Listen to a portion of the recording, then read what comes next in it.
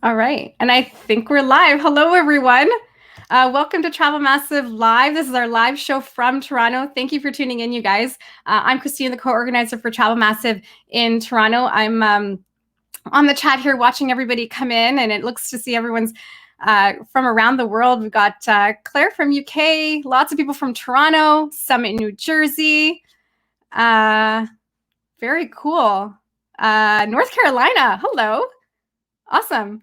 Ping us down below. Tell us where you're watching us from. It's great to have you spend the next hour with us. Again, if you're just tuning in, I'm Christina from Travel Massive in Toronto. So last year we hosted our first webinar on creating new revenue streams for your business. If you missed it, go back and watch it. We've got all the replays there. Actually, our community around the world has really been pulling together and has some really great webinars in the past weeks. So in case you missed any of those past webinars, you can catch them all, of course, on the Travel Massive website. So today we're focusing on maximizing your productivity. And we found that one of the biggest challenges is we've got long lists of to-do lists, and they are getting longer. And even working from home, we've got the distractions and the realities of that, family and work-life balance. So today we're going to hopefully give you some actionable tips, and you're going to get some really good tools on being more effective and getting more done in a lot less time. So before we get started, don't forget to drop your questions down below in the chat. If you're watching us on Facebook or YouTube, you can ask questions there, and we'll try to get to all of them by the end of the chat. So let's get right to it. We're joined today by Stephanie Pellet. I'm going to bring her in now. Hey, Stephanie. Hi, Christina. How are you? Awesome. Great to have you. Thanks for joining us. Thank you for having me. I'm so excited to be here. Awesome. So now you're a creative coach and you're a consultant, and you help businesses to stay more focused. So tell us a bit about you and about that. Yeah, for sure. So that is one of my passions, is helping entrepreneurs to do more of what they're really good at, because I believe we all have our special thing that we want to bring to the world. That's the reason you started your business in the first place, I'm guessing. And so I see a lot of entrepreneurs getting blocked by things like a lack of productivity or a lack of focus, or feeling overwhelmed, or imposter syndrome. You might have heard of that one. And that drives me crazy, because I'm like, no, please stop. We need your thing. So don't get blocked by those things. And so, yeah, I see it as my job to try to move as many of those obstacles out of the way, so that we can help you deliver more of what you're really, really good at. And I do that through coaching. I do that through teaching, workshops like these. And yeah, I'm really excited to share with your community, because I was not familiar with Travel Massive before you reached out, but now I'm like, wow, I was sleeping on this incredible community. So it's pretty cool. We're worldwide, and we've got a lot of small businesses in our community that are watching right now, and a lot of content creators. And I'm also a content creator. So if you're blog and you write, you wear so many different hats, and you're writer, editor, marketer, bookkeeper. Like, there's so many different things that we need to do as a one-man team, right? Yeah. So today you're going to give us 5 effective things that we can do right now to be more productive, and stay focused on our business and run our business with real intention. Yes. So you've got a lot to cover. I'm going to pop out of here. I'm going to come back a little later, and we'll watch some of the questions coming in and try to get to them. Okay. Thanks, Christina. All right. Great intro. Okay. So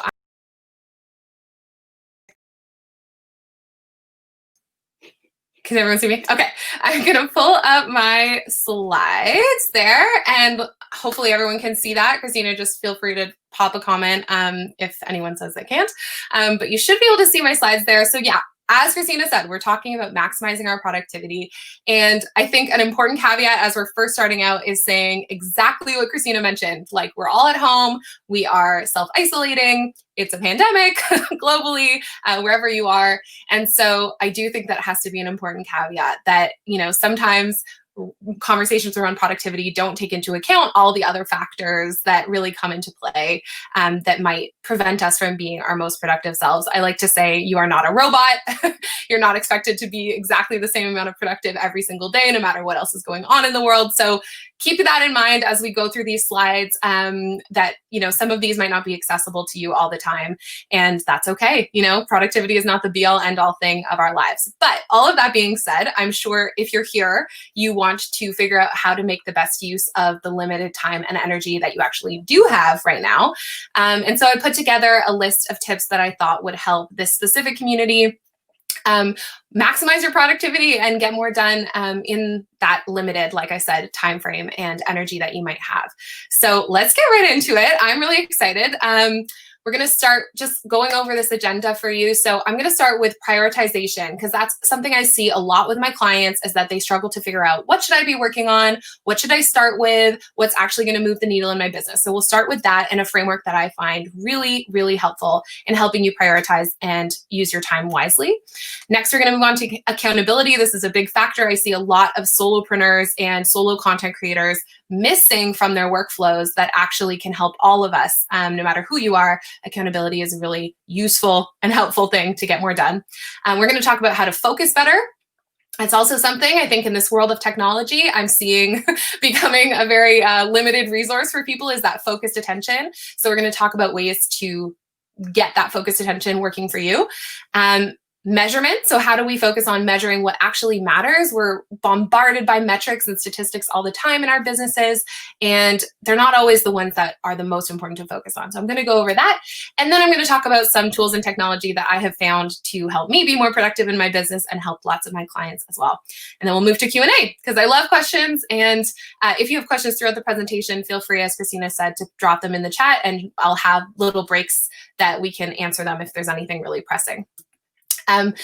But before we get started, I just want to, again, introduce myself a little bit. I'm a coach. I am a teacher. I talk about all of these types of things. I want to help people build their businesses really sustainably in a way that really works for them and their lifestyle. And I'm guessing if you are watching and you are a travel professional, you're somebody who cares about lifestyle and cares about living out your values and having lots of time for all the things that you feel are important. And so that's my thing too. That's what I want for everybody I work with.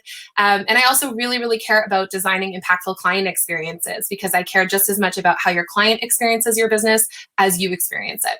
So that's a bit about me. If you want to learn more about me, you can head to my website and you can head to my Instagram, and I'm always sharing thoughts and tips like the ones I'm going to talk about today.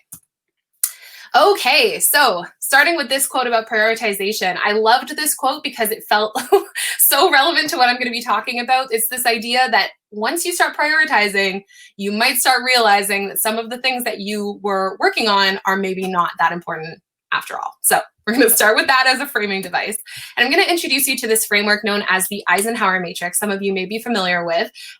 It was popularized by President Eisenhower originally. This was kind of how he structured his time. And then it was really brought to the mainstream by Stephen Covey in his book, The 7 Habits of Highly Effective People. So the way that he lays things out is that he has these 4 quadrants, okay? So we have quadrant 1, important and urgent tasks, quadrant 2, important but not urgent, quadrant 3, urgent and not important, and then quadrant 4, not important, not urgent. Now we're gonna go over all of these and I'll give you examples of each, but to start with, I just wanted to really take the time to define what I consider to be urgent and what I consider to be important in the context of your business. So urgency is something that has some kind of external accountability factor. That can be a time pressure, like a deadline. It can be an important client who's like breathing down your neck for something. It can be a coworker who's tapping you on the shoulder for something, or it could be something that you know really needs to happen in order to pay the bills next month. There's some kind of urgency that's saying this needs to happen and it needs to happen now.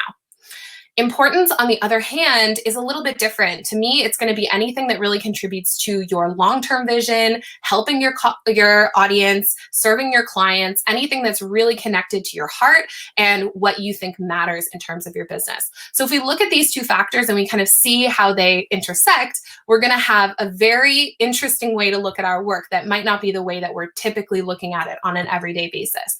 So I'm going to give you some examples of different tasks that might fit into each of these quadrants. So again, in quadrant 1, important and urgent, I like to think of this one as like putting out fires. It's important things that our business needs to have happen in order to run, in order to be successful. But it is not always going to be that like long-term thinking, long-term work. It's like the things that are happening right now. So yeah, the examples here I have, if your website crashes, that's going to be both important and urgent for you to get back online. Or you have a customer who's really upset and they want you to soothe them and kind of make things better. That's going to be important and urgent. And also anything here of like a discovery call, let's say with a new incoming client where they really want to talk to you, they really want to join your program. You're going to make time for that on the calendar. There's an urgency there. In terms of quadrant number 2, we have things that are really important, okay? They're really important to the long-term success of our business, but there is no timeline attached to them. There's no urgency. And actually the first one here I made, and it's actually maybe not true anymore. It is very urgent for all of us to be creating policies around diversity and equity and inclusion and anti-racism right now, especially.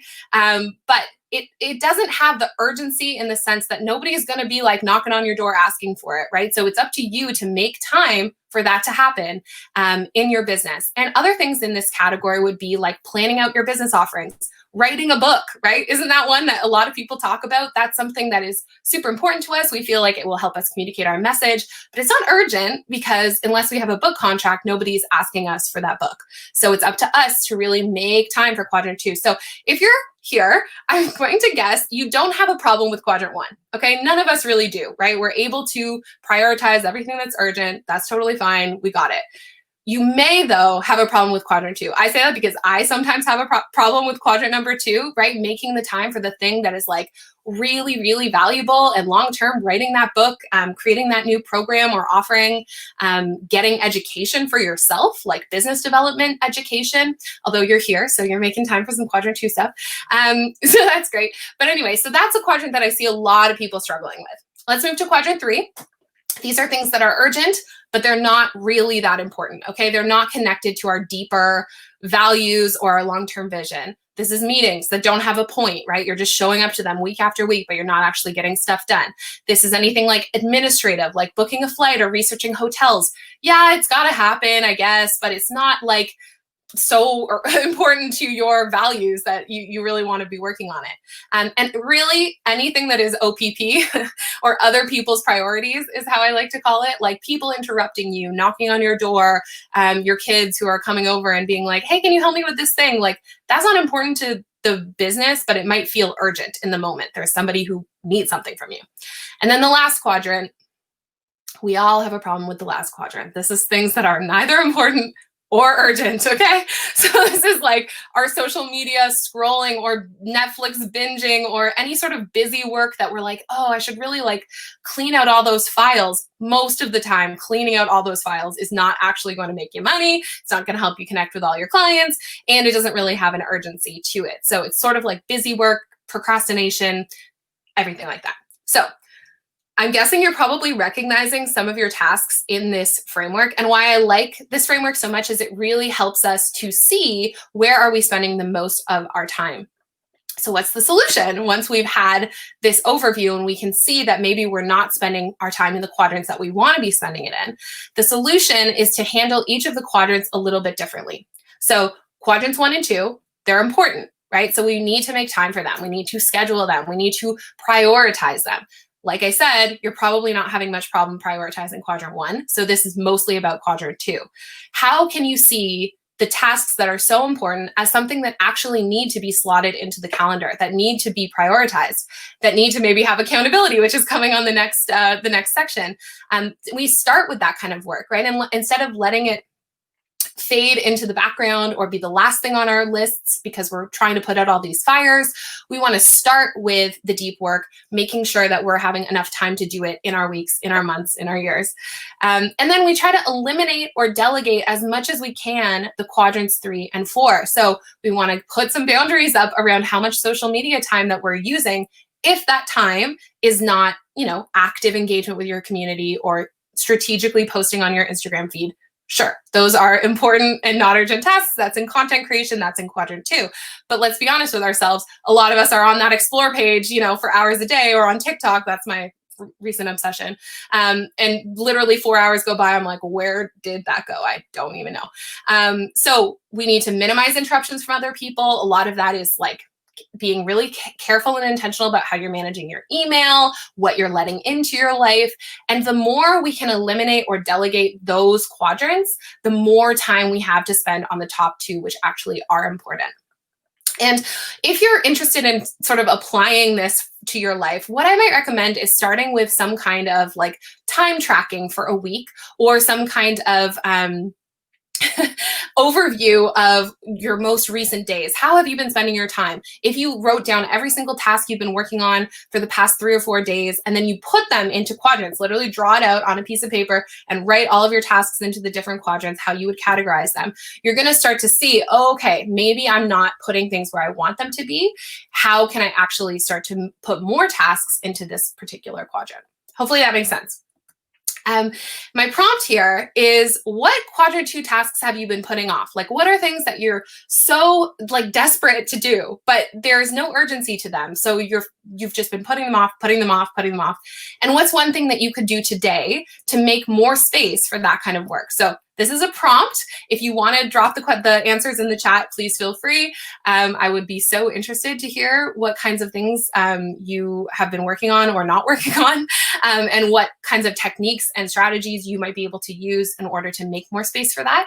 And it's also just a reflection prompt for you to think about. If you want to jot it down and journal on it later, I would encourage that as well. But it's just like, we need to be thinking about the important stuff and really making sure that we have time for that. Okay, so now we're going to move to accountability. So I love this quote: goals, when they're made in private, tend to fall off because people stop being motivated, stop focusing, and stop prioritizing. It's so true. And I think I'm a solopreneur, right? I don't have a team.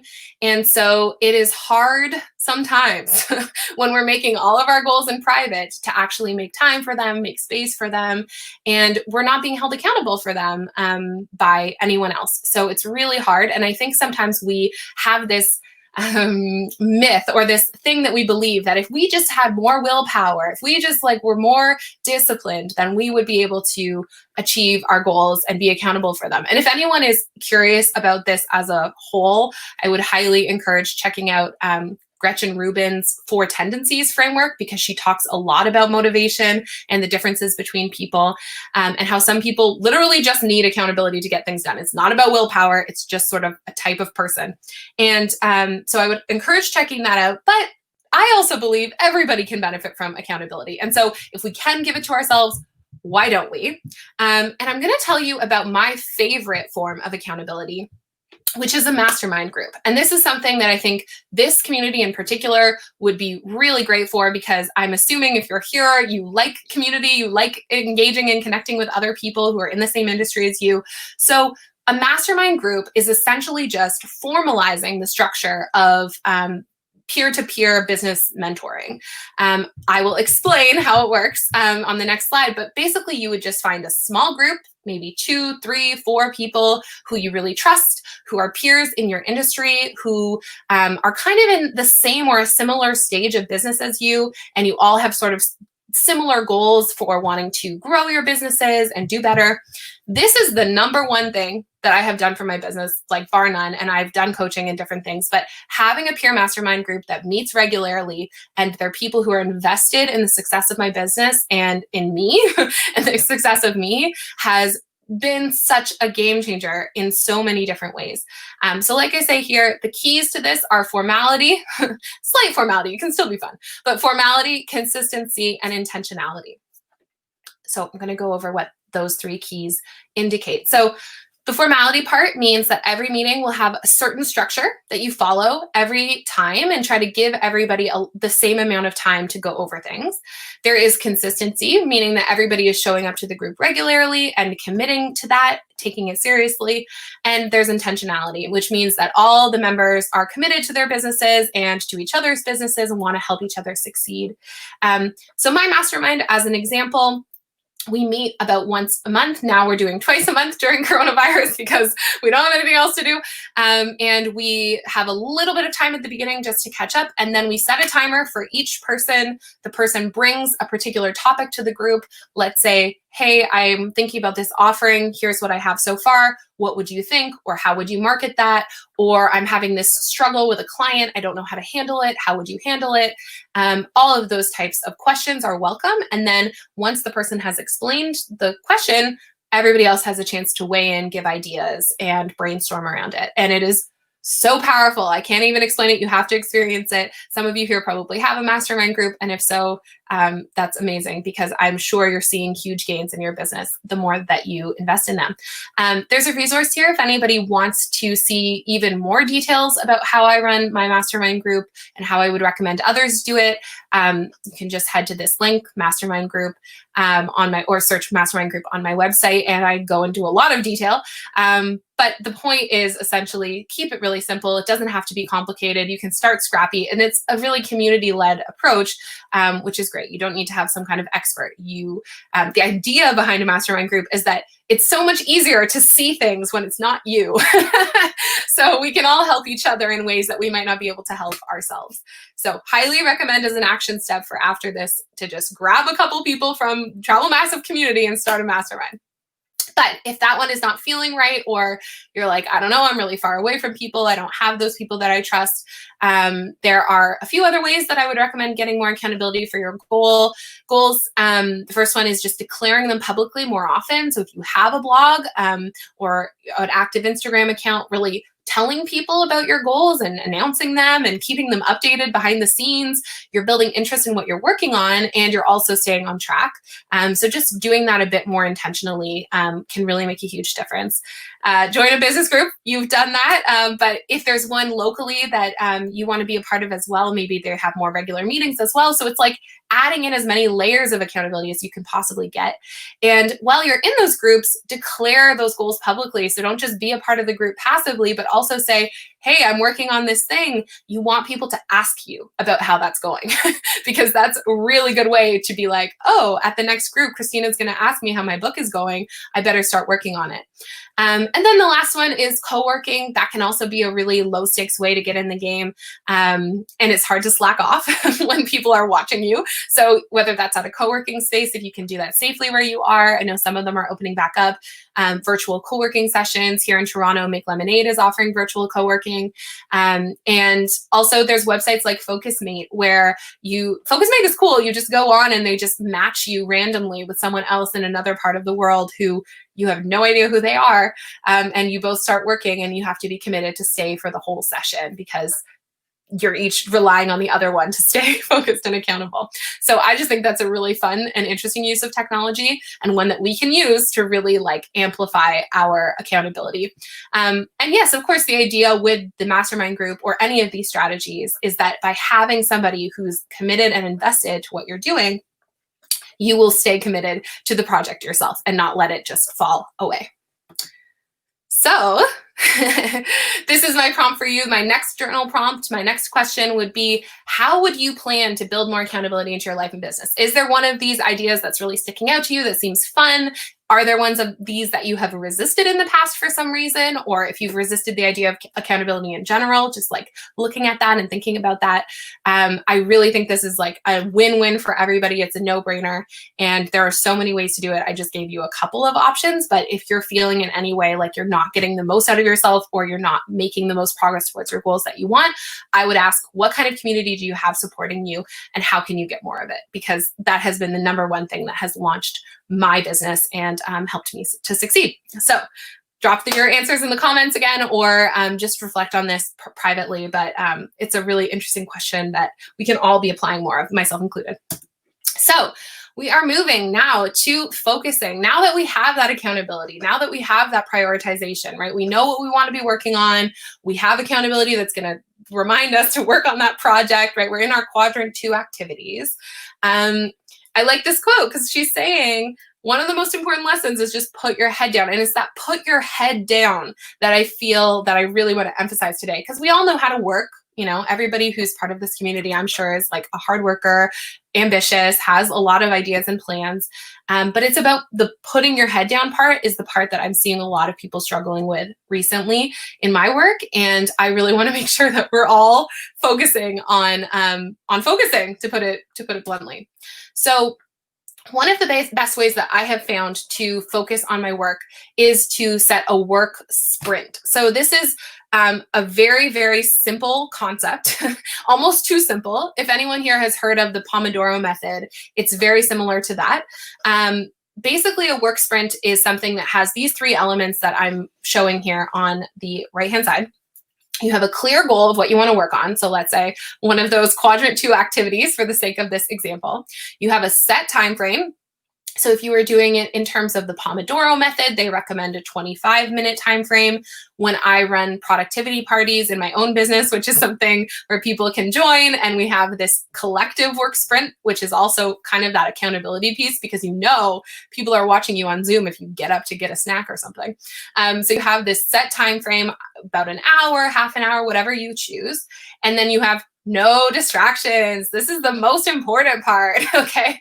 Because we very, very rarely work that way. And I say we because I know myself, I know my clients, I have seen people, okay? And we, as a collective, myself included, very, very rarely work without distractions. We either have our email tab open, our phone is on the desk next to us, it might be pinging, we might have Facebook open, it's giving us some notifications, we have messages coming in through our DMs. There's distractions all the time. And that's only technology ones. If you live with people and they're knocking on your door, especially during the pandemic, that is another form of distraction. So what I love about the idea of a work sprint is that you are prioritizing this time. You are giving yourself a really clear mission of how you can succeed because you have that specific goal and you have the specific time frame. So we're going to talk about each of those factors. The benefits of this is that you don't have time for limiting beliefs, okay? So you don't have time to be like, I'm such an imposter. What am I doing writing a book anyway? You can't get into that stuff because you don't have time. You have an hour to get done, an entire chapter or something. And so you don't have time moping around. You have to just get to it without having all of this stuff weighing you down. You also have to make decisions really quickly. This is another one I see a lot of clients sometimes getting bogged down by little logistical things like, oh, what service should I use for this? Or where should I write my blog post? And it's like when you're doing a work sprint, you might just pull up a notebook on your PC. I don't know what you're using, but you have some weird scratch pad and you're like, oh, I guess I'll just use this. That's maybe not the best example, but with things like this, I'll give you a good example, actually. I had a couple of years ago when I first started doing work sprints, I decided to do a work sprint where I was going to build a sales page for an offering. And I had been doing really simple sales pages before, but I was like, oh, I really want it to be different. I want it to be more visual. And we started doing this work sprint and I was like, what builder should I use? But you actually don't have time to then go down a rabbit hole on the internet and try to choose from 100 different website builders. I just had to choose one real quick and implement it, install it, and then get to work. And I did. And the interesting part about that is that it works great. I never had to go back and change it. It's been 3 years and I'm still using that same page builder that I chose in that one work sprint, which just goes to show that sometimes these decisions that we agonize over are actually not even that important. And we can make a pretty good decision in a pretty short amount of time. And then, of course, the last benefit of a work sprint, don't need to say any more about this. You finish your work faster because you are focusing, you are staying committed. So it's really important to be prioritizing this kind of time and putting your phone in the drawer.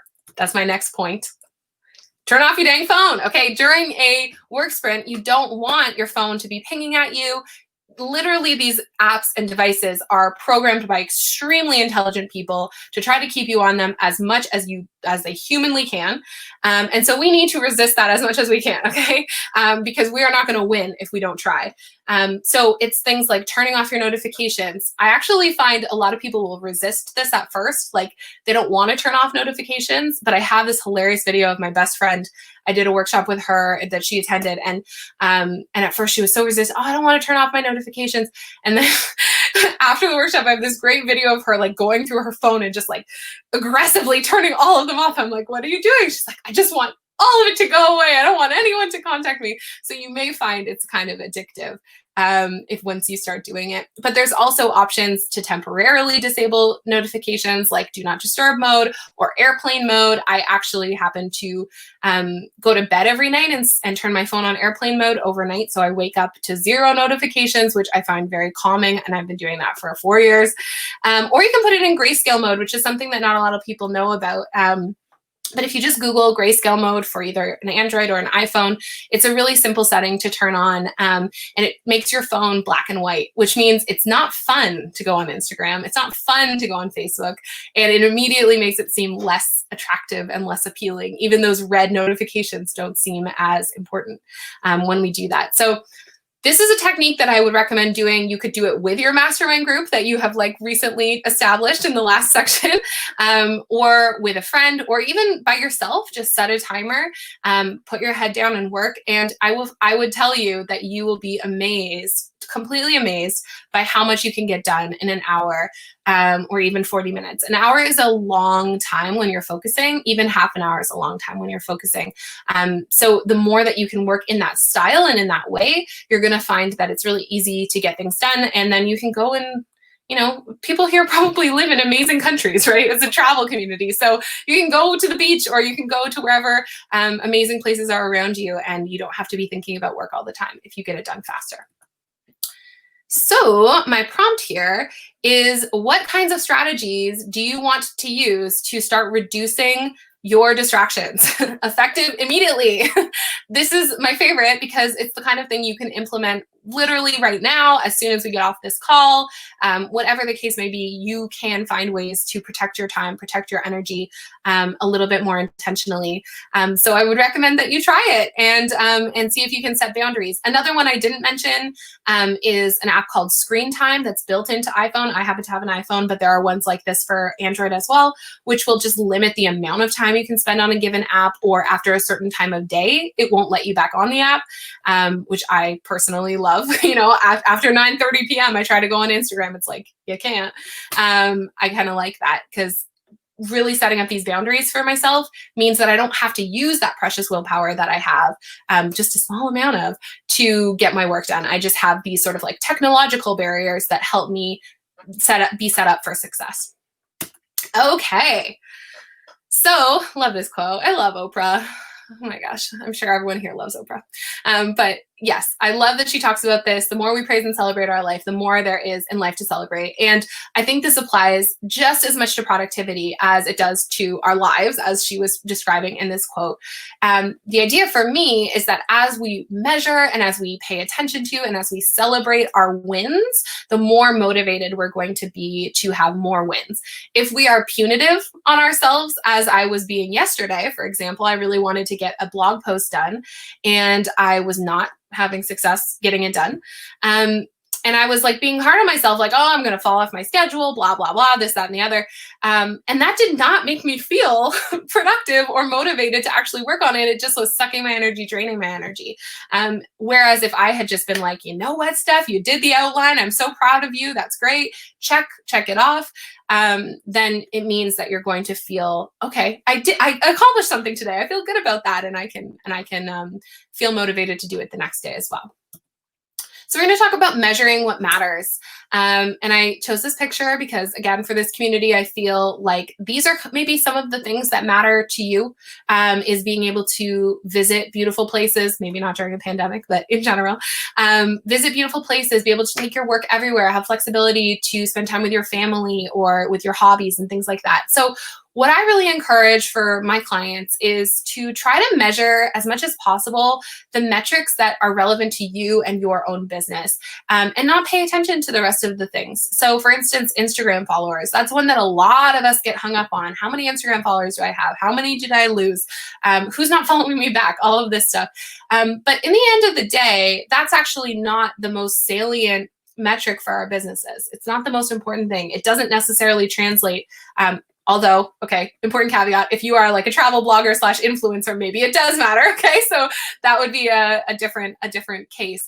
But as an example, for many online business owners that I work with, the Instagram followers is not the thing that translates into how much money they're making. I can have a client that has 500 followers on Instagram and is actually making a really good living. So for not everybody is it going to be the most important thing. So it's about measuring things that are actually factors that contribute to your happiness and your business growth. So here, this little graph is just a silly graph, but it says, the number of weeks and then the number of discovery calls that you had. Because discovery calls, for instance, in my business, are a metric that actually translate directly to how much money I'm making and how much freedom I have. Because the more people that are coming into discovery calls, the more people that may want to work with me. And then I can see if that metric goes up and that's something I can start to control, then I'm going to have more of the things that I want. So it's about redefining what success looks like for you specifically. Maybe it looks like how many trips you get to take per year, how much flexibility you have, how many client calls you have, like I mentioned, how much income is increasing. Like this last one, stress-free minutes that you spend cuddling with your cats or your dog, because that's one that we want to be measuring. So you can obviously choose many of these. You don't have to just choose one, but trying to measure things that also contribute to our quality of life and not just like our KPIs, which is a big corporate term that my friends are always throwing around, key performance indicators. We can choose our own key performance indicators and choose these markers that will make a difference in our quality of life, in our values, and then track towards those. And how do we do that? I recommend reflecting and regrouping often. And the great thing about reflecting often is that if you're in a mastermind group, again, why I mentioned it earlier, that is an amazing time to be reflecting, because if I meet with those people once a month, I get to see just how much progress I actually made since the last month. I find that we live kind of in these silos when we're solopreneurs or solo content creators, where we don't really have a good sense of time. We don't realize like how long it's been since we did that amazing, incredible project. It's like, you know, all these goals that we had, we checked them off and we didn't really pause to like give ourselves credit for it. And so we're just kind of on this hamster wheel of always going to the next thing, always going to the next thing. So having those people in your community that can reflect to you, hey, that was amazing that you set your mind to creating this new ebook, and then 3 months later, it's completely done and you're selling many, many copies a day. Which, by the way, tell me your secrets because I want to know. But it's like that, having that reflection and that community feedback means that you're going to have more respect for your own work, and it's going to motivate you to get more done. So a couple tips here is, if you're not in a mastermind group or that doesn't work for you, make sure you're setting aside time for yourself to reflect regularly. So I try to do a weekly review that's both personal and business. And then I also do a monthly one where I just answer some simple questions about like, what were some wins recently, what's not working, what would I like more of, and I can start to just see patterns of like, maybe I'm not happy with this part of my life or my business. How do I start to translate that into action so I can actually work towards the things that I want more of? The other thing is to give things time to work. If you start different campaigns or offerings, that you want to make sure that you're giving these metrics time to see how they're going to play out. Sometimes I think we implement a new idea and then we give it a month and we're like, oh, that's not working. But sometimes things take a really long time, especially when it comes to marketing efforts, before we're going to actually see the payoff. And then lastly, make sure you're celebrating your wins. I'm really reinforcing that here because I think even small wins are so important. I have a project management system that I'm going to talk about in the next section. And sometimes I put in a task that's like too big for what it actually is. Like I put in a task that might be launch this new offering, but then I'm not giving myself credit for all of the other mini tasks that might fall under launching an offering. Like I've got to update my website, I have to finish the sales page, I've got to create branded assets to send out on my social media, I've got to schedule those social media posts.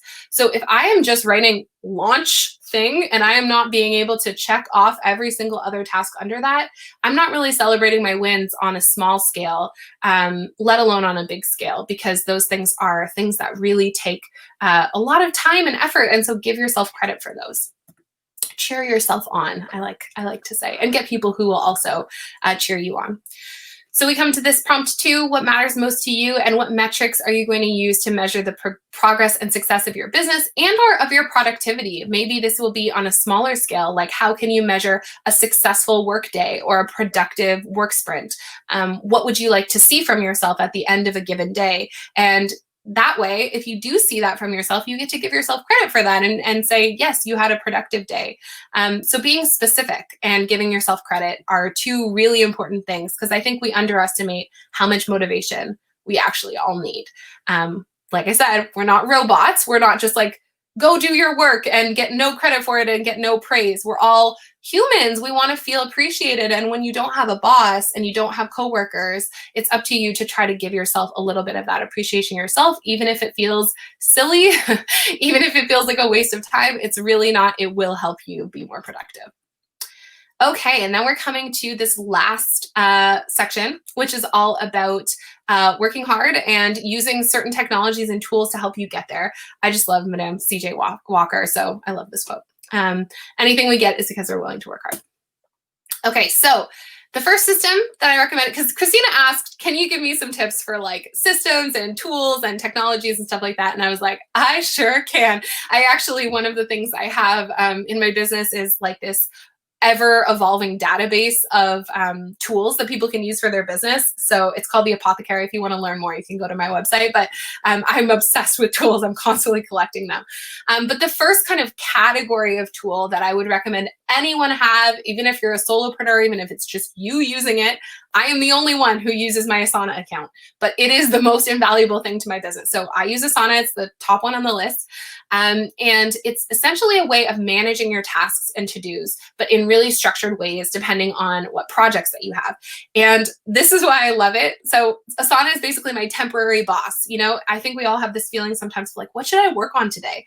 Well, what's great about it is you can put in all your tasks, all your projects, work backwards from the due date, and kind of say, okay, well, I need to do this by this date, so I need to do that by this date. You put in all those dates, you put in all those times, and then what gets to happen is you show up to work, you open your system, you look at the day, and you say, oh, okay, I've got to do this really small task. Like I have to make these branded assets for this offering, so I can check that off. I need to work on my slides for the Travel Massive talk because I need to send them to Christina by a certain day, so I can check that off. So it's like I don't have to decide when all of these things are happening. It's like I get to decide once, and then I get to just show up to work and do the work.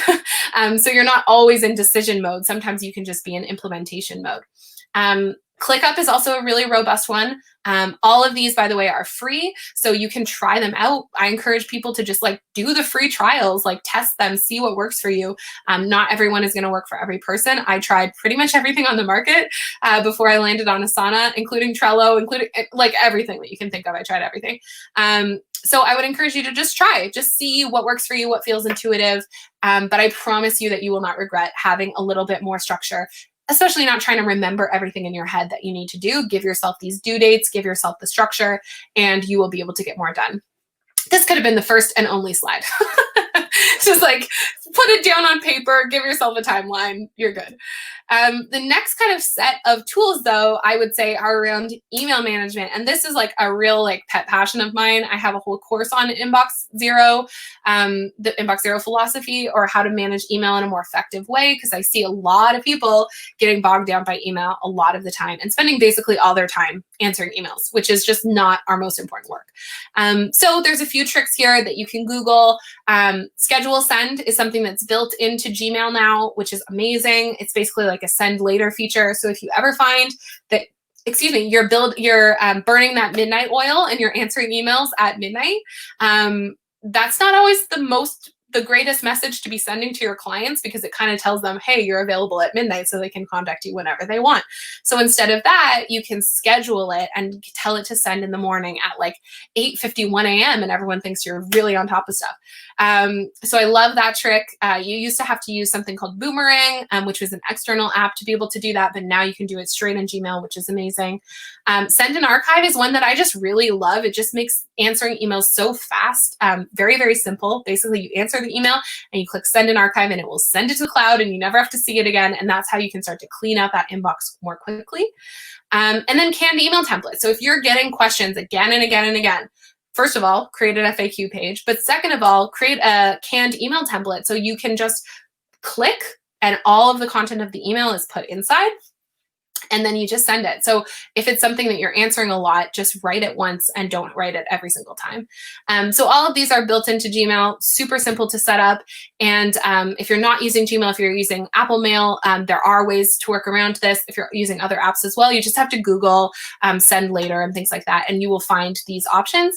And like I said, if you want more of a like deeper philosophy around email, oh, I got you. I talk about it with a lot of passion. So you can check out my course as well. But yeah, getting a handle on email in general will save you so much time. Okay, and then other helpful tech tools that may or may not be relevant to your specific business, but I wanted to throw them in.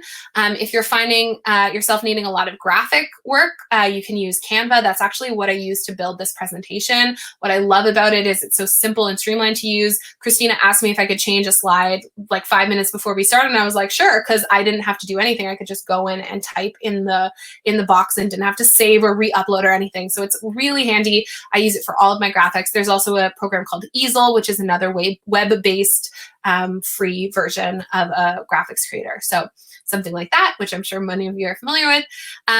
If you're trying to explain concepts to a client or somebody on your team or a family member, I am obsessed with Loom. If you don't know Loom, check it out. It basically allows you to create really simple screen sharing videos with a little like picture of your face in the bottom corner, and just send the link. You don't have to upload anything, download anything. You just click something, record to the screen, and then send them the link to the hosted video. It's completely free, which is unbelievable. It's really, really good, really, really handy. Will save you so much time trying to like write stuff out in emails. And then finding an all-in-one solution. So if you're a product-based business, something like Shopify or some kind of like really handy e-commerce solution. For service-based businesses, I really recommend not doing your systems by yourself. I work with some people sometimes who are like writing every invoice by hand or like generating invoices in a really like tedious and clunky way. I use Dubsado in my business. It basically allows me to invoice and create questionnaires and workflows and all of these things that make my back-end system so fast and so easy, even though I'm just one person. And HoneyBook is another alternative to that. Okay, so last prompt here. What is a system that you are excited to implement in your business? It can be one of the ones that I mentioned, and it can be something else entirely. What I will say is that kind of going back to the first section, implementing new systems is a quadrant 2 activity. It's usually not like deeply urgent because you're managing, right? You can like do your clunky invoices and whatever.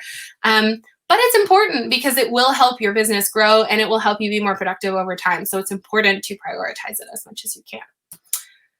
Okay, so that brings us to the end. Thank you so much for listening and for your attention. And I'm excited to answer questions. So if you have questions, drop them in the chat. And Christina is going to be facilitating them. So let me just switch over here to add Christina to the stream. And then we'll go back over here. Awesome. That was only supposed to be like half an hour talk and it went pretty, like it was jam-packed. That's awesome. Some really great tips and tools I didn't even know about. Asana, I'm signing up for that right away. Like that's great. Yeah, it's so good. So handy. Yeah, and so I'm going to pop over to the questions to the live chat. We don't have many questions, but there's one. Linda from New York City actually suggested she checks emails at set times during the day. Yes. Which is awesome. And I mean, if you set a time 9 to 3, then, that's when you're available for emails and then don't check it for the rest of the day. Mm-hmm. It can't really, it might not be that urgent. It probably isn't for the most part. Yeah. There's a big learning that I think we have to do with email. There's this sort of expectation of immediate response that we feel the other person has, but they don't always. When you think about yourself, you don't think that when you send an email, you're expecting a response within 5 minutes. And if you do, reconsider. But yeah, I think Linda might be talking about as well, choosing specific times to check it, mm-hmm. Which I think is great. Like basically saying, I will check it at 9 and then I will not check it for 3 hours. And then I will check it again at 12 and then I will check it again at 3. And I find that tip is so helpful too, of just like really being specific. And keeping your tab closed the rest of the time or keeping your inbox closed the rest of the time. Yeah, maybe turning off your notifications on your phone, like you mentioned. One of the biggest things I found for me is my productivity time. I'm not a night person. And my nights, I just, after, 4 o'clock, I just want to chill. So my productive time, I realized, is in the morning until 3 o'clock, 2 o'clock, 3 o'clock. And then I kind of die down after that. And I find I'm just kind of being busy and not productive. Yeah. And you're reading paragraphs. Yeah. And finding times that work for you. So if you're a night person, then maybe it's, you sleep in the morning and then you kind of work and during the evening. Yeah. And I find that that's the kind of thing that takes some calibration and takes some experimentation. I talk about it a little bit more in my course with Make Lemonade, which is kind of all about these topics. But it really does take some learning, because there are things that we believe that we should be able to do. Like for me, a big one was like listening to music.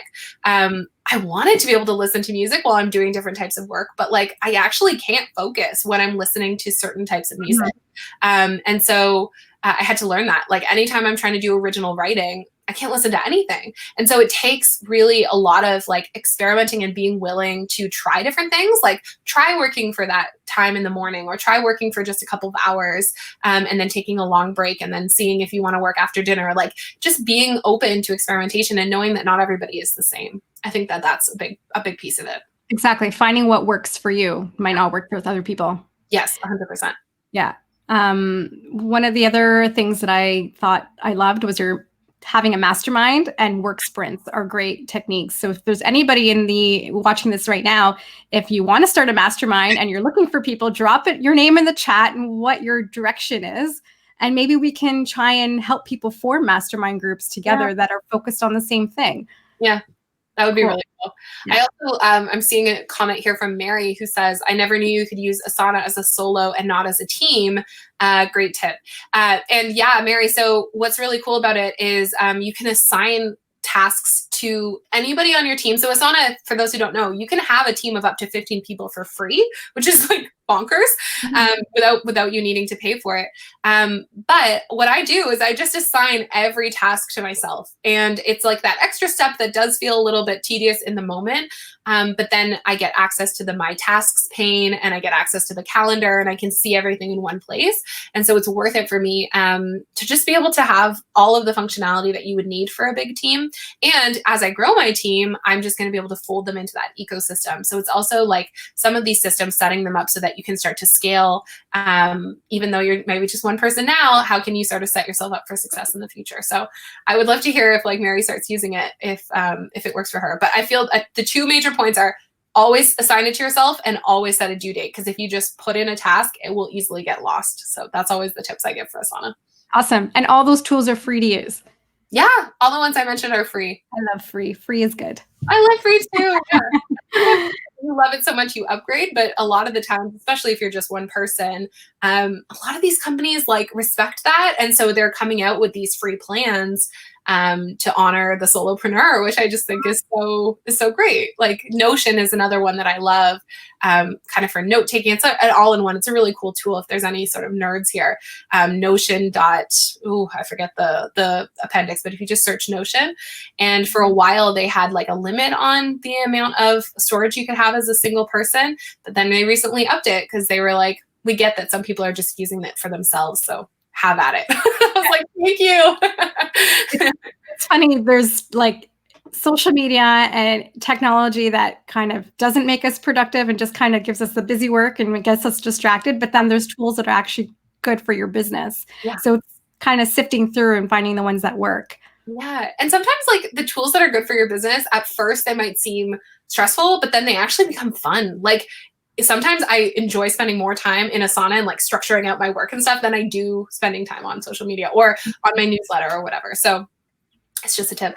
And then Mary says also, for email, do you always recommend Gmail? I'm on a Mac. So I personally use Gmail. I just find it the easiest. And I also really like the Gmail mobile app, even though I try not to check email on my phone too much.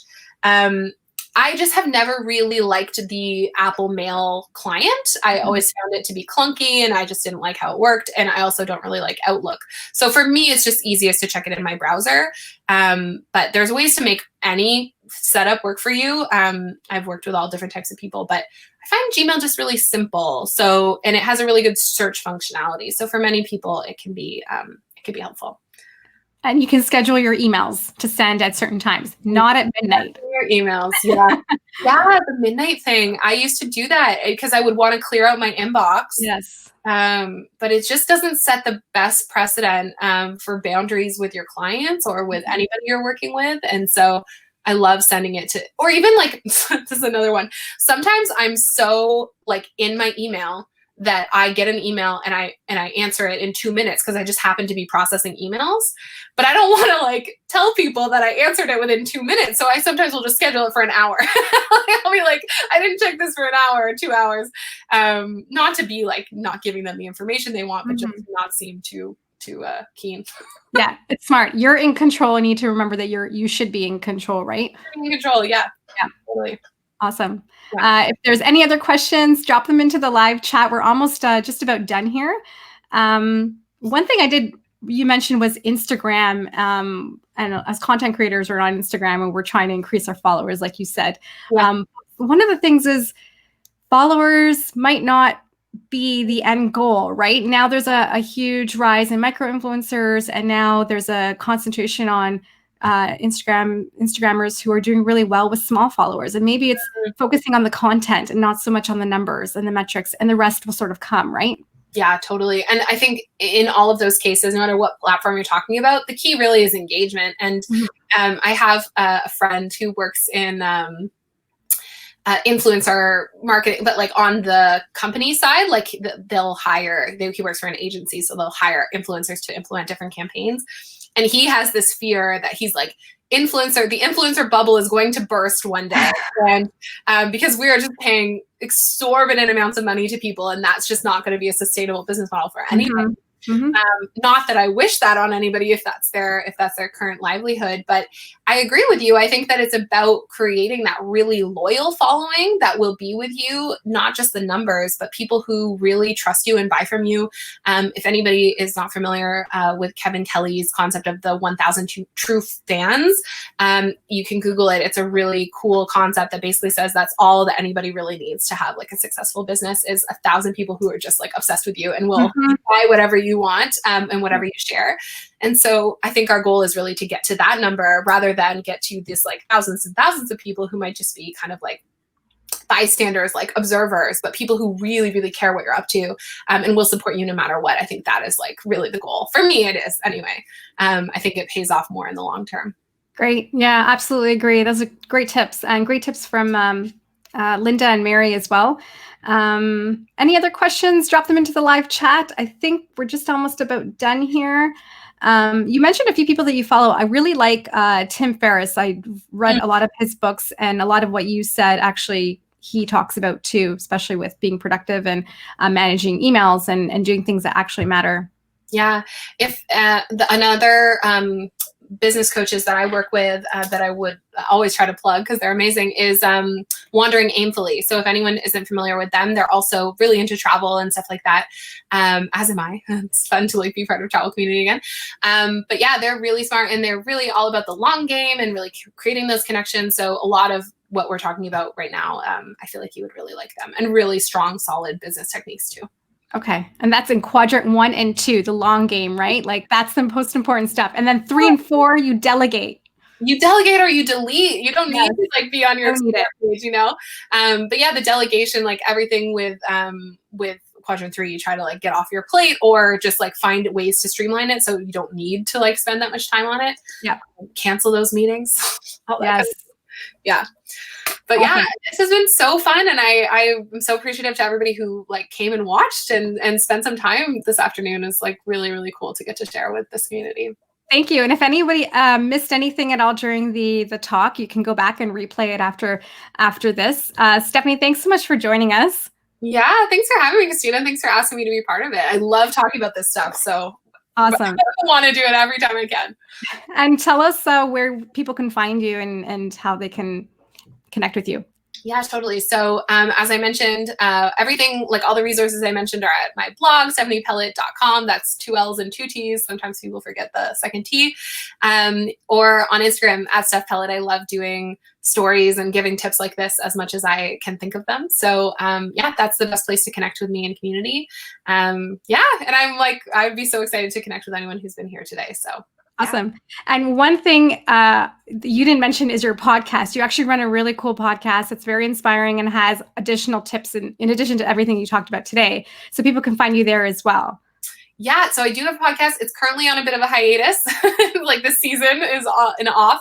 But yeah, I interview interesting people, and I have my own personal blog as well, where I have shared travel stuff over the years. I didn't tell you this, Christina, but I used to live in Korea for a year, and I've lived in Ecuador. So I'm like a big travel person too. If anyone's interested in that side of things, you can head to my blog as well. Awesome. So that's your podcast and then your blog as well.